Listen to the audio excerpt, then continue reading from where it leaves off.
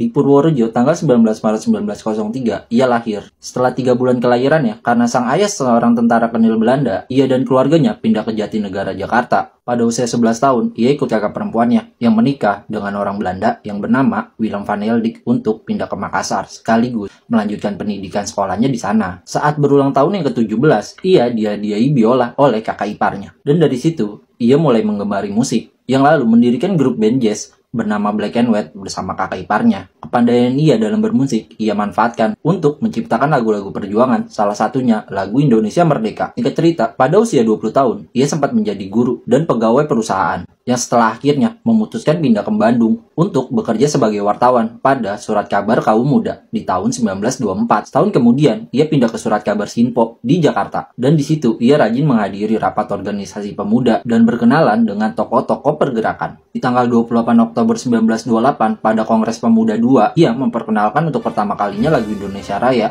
yang sebelumnya berjudul Indonesia Merdeka. 2 bulan kemudian, lagu Indonesia Raya dipublikasikan Surat Kabar Sinpo melalui teks, alhasil lagunya populer dan sering dinyanyikan saat acara-acara penting.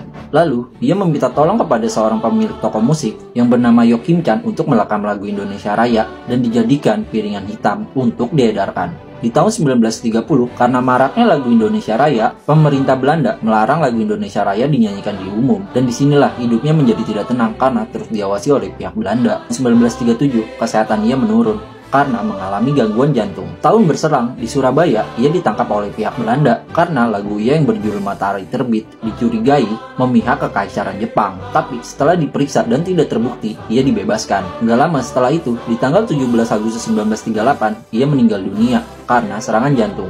Dan begitulah kisah pahlawan nasional pencipta lagu Indonesia Raya, Wage Rudolf Supratman.